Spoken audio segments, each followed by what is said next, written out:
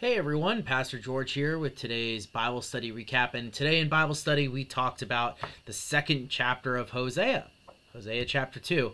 And so last week was the setup week, right? Last week is kind of describing the situation. We talked about the northern kingdom, the southern kingdom, talked about how there is unfaithfulness on Israel. And it's in this week that we really get to God to kind of spell out what's going on here, right? Through the words of the prophet Hosea, right? Last week, you'll remember that Hosea was supposed to take a wife, an unfaithful wife, who they have these three children with, and each of their children's names have significant meaning about kind of what's going on in Israel, but also the Lord's plans. But you see that in what exactly starts off chapter 2 and really what ends chapter 2 as well is kind of this thinking about what's going on in with the kids' names and how the Lord is actually going to be reversing that. So it's so interesting, right? Because the prophet, like this book has a lot of judgment in it, right? If you take Hosea 2 and read it, you're going to find God bringing judgment upon Israel, but his relationship with Israel, and we could say with the church, with us, because the New Testament authors are going to read in these promises in Jesus Christ, right? That they were fulfilled in Jesus Christ. So this hope is like the judgment is not what defines God ultimately. It's this hope that he's bringing to the people. And I think that's a really powerful thing to say. Something that maybe we don't often point out enough, which leads people to think that there's a difference between the way God acts in the Old Testament and the way he acts in the new one, which there isn't. There is they're very much simpatico, okay? So you'll see that in here, right? Just in verse 1, he says, "Say to your brothers, you are my people, and to your sisters, you have received mercy." Now, if you forget what we talked about last week, you'll forget that this is a reversal of the two names that God tells Hosea to call his children, right? One of them is to say no mercy and not my people, right? But they're actually reversed here. And this is supposed to have this idea of like there is this bringing together of this divided kingdom into one group of people, right? That God is planning to do that there's going to be a restored order, and when that restored order comes, we will be able to say, "You are my people," like about God, right? God is saying, "You are my people, and you have received mercy." I'm sure for us as Christians, we already see kind of where some of that is fulfilled. But he goes in to state a case against the people of Israel. And what is the case? Well, the case is, in one big word, syncretism. Now, you might not know what syncretism is. Syncretism just means the mixing of different religious beliefs together. So like for me, the one in my mind that always happens is like in Mexican Catholicism. I know this because I took Spanish since I was a kid, and like we always had stuff at school where there was like the Day of the Dead or whatever, right? So you have like pre-Columbian, that means pre-Christopher Columbus, right? New World interacting with Old World. Like pre-European arrival customs, beliefs and religious things of the Aztecs and all of the other people groups in Mexico, which are now combined with Catholicism that has come into Mexico. And this happens in lots of places, right? But that's the one that I always think of. And so they end up combining like the worship of some of their old gods with the worship of new saints.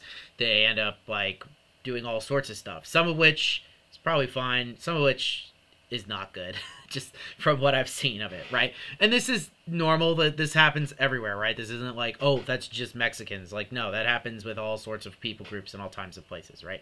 This happens with American folk religion as well. And so we just need to be careful about that. But this is happening at the time of Hosea, right? Because they've ended up adopting Canaanite deities as gods, especially the god Baal. And you'll actually see here there's like he mentions several, like talks about the Baals, right? The feast days of the Baals. So like this just means that there's that the way that Baal was worshipped was in a lot of different ways depending on where you were. So he could be a god of agriculture or fertility or a storm god.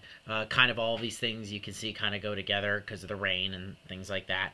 But here, right, people are confusing what God is doing for what Baal is doing.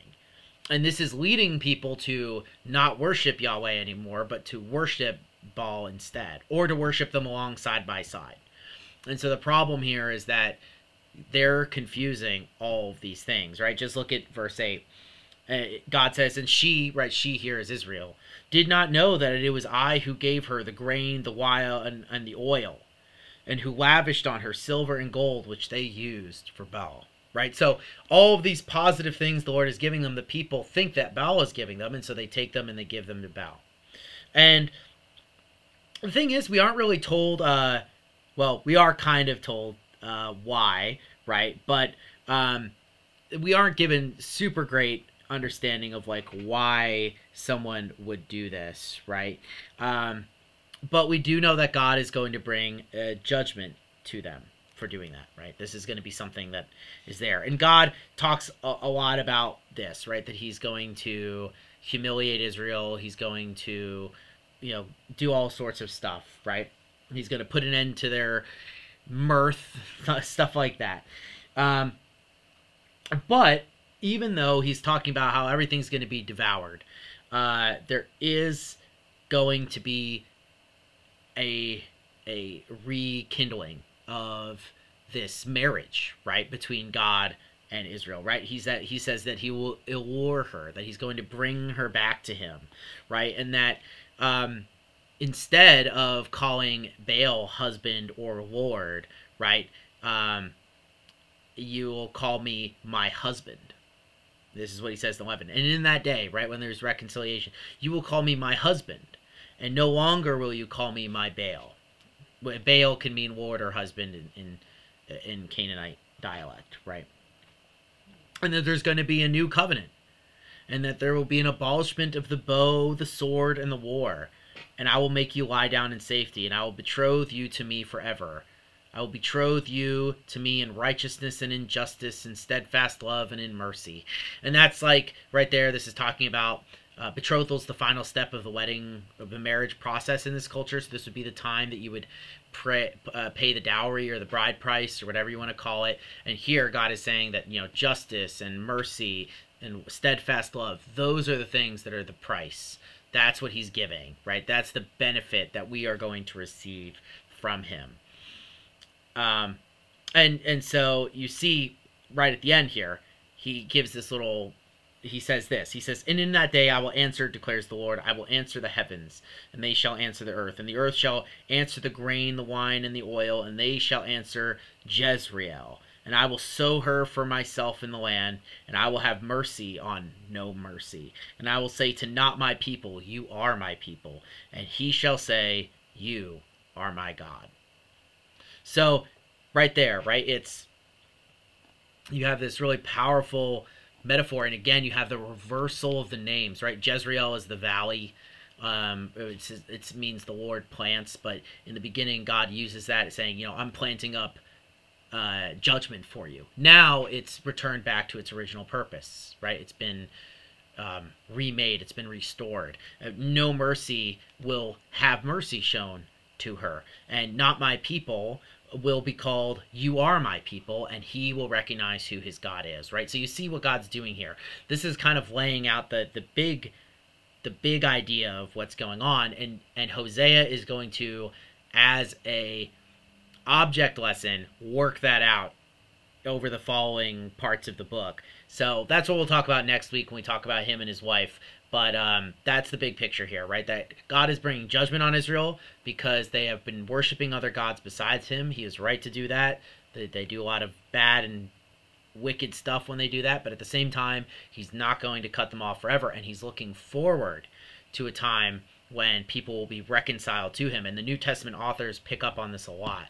Paul in Romans 9, 1 Peter, they quote this whole you are my people thing right here and from other parts of this. So this isn't just Pastor George saying, oh, this is what it is, right? New Testament authors were drawing this connection. So I hope that you found this interesting. I'll see you guys tomorrow for an episode of A New Thing, and I hope you have a wonderful rest of your Wednesday, and peace out.